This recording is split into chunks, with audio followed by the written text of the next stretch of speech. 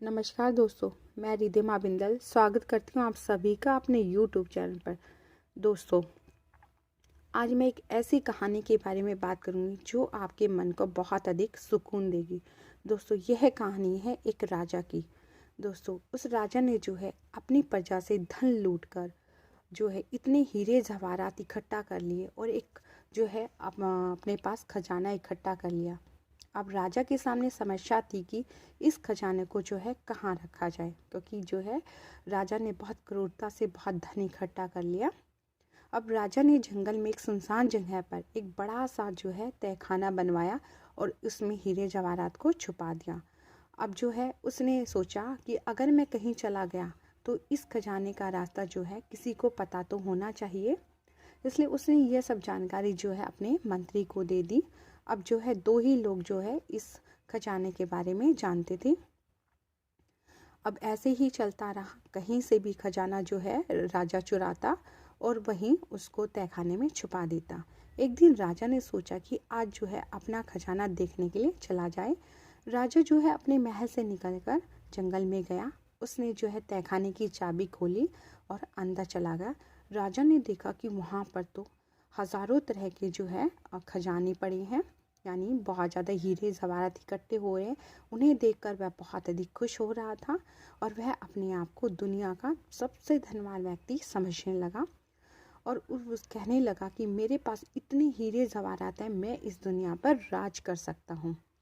राजा हीरे मोतियों में इतना खोया हुआ था कि तभी किस्मत से वहाँ से मंत्री जो है जा रहा था। उसने सोचा कि तहखाने का दरवाज़ा खुला हुआ है, तो वह मंत्री जो है घबरा गया और सोचने लगा मुझसे ये दरवाज़ा तो नहीं खुला रह गया, इसलिए उसने बाहर से जो उस तहखाने का दरवाज़ा था वह बंद कर दिया।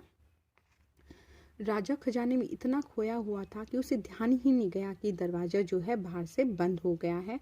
अब राजा जो है बाहर निकलने की कोशिश करने लगा, चिल्लाया, लेकिन वह बाहर नहीं निकल पा रहा था। घंटों बीत गए राजा को अंदर और उसे भूख प्यास भी सताने लगी। वह हीरे मोतियों को हाथ में लेकर कहने लगा कि मुझसे जो है हीरे मोतियों, मुझे एक घूंट पानी पिला दो, मैं जो है भूख से मर रहा हूँ, प्यास से मर रहा हूँ। यह जो गलत तरीके से मैंने जो कमाई हुई दौलत है, यह मेरी कोई सहायता नहीं कर पा रही है। राजा बेहोश हो गया और वहीं गिर गया। जब होश आया तो राजा की कुछ ही सांसें बची थी। तभी राजा ने कुछ हीरे निकाले और उन पर लेट गया। राजा दुनिया को यह कहना चाहता है कि जो है ये हीरे जवाहरात जो है किसी काम के नहीं हैं। और जो है उधर मंत्री और सैनिक राजा को खोज रहे थे कि काफ़ी दिन हो गए, राजा का कोई पता नहीं चला है। तो मंत्री के मन में ख्याल आया कि राजा का जो है कहीं किसी ने शिकार तो नहीं कर लिया है। तभी मंत्री के मन में विचार आया, राजा तो अब नहीं आने वाला है, इसलिए खजाने का रास्ता तो सिर्फ मुझे ही पता है, इसलिए मैं क्यों ना चल कर देखूं। तब जो है मंत्री तहखाने की तरफ गया और उसने दरवाज़ा खोल कर देखा तो देखा कि एक लाश पड़ी है। वह लाश किसी और के नहीं बल्कि राजा की है। और मंत्री ने दीवार पर देखा कि एक मैसेज लिखा था और उस मैसेज में यह लिखा हुआ था कि यह दौलत जो मैंने बेईमानी से कमाई है, यह मेरे किसी काम की नहीं है, जो अंत समय में मुझे खाना और पानी तक भी न दे सकी। दोस्तों, यह छोटी सी कहानी हमें यह बहुत कुछ सिखाती है कि बचपन से ही हमें यह भी सिखाया जाता है कि हमें जो है कुछ नहीं लेकर जाना, केवल हमें दुआएं लेकर जानी है इस दुनिया से। इसलिए जो है पैसे के पीछे न भागिए दोस्तों, दुआएं कमाइए, क्योंकि आपके साथ सिर्फ आपकी दुआएं ही साथ जाएंगी। आपके कर्म, आपके जो है आप जो भी कर्म करेंगे अच्छे, वही आपके साथ जाएंगे।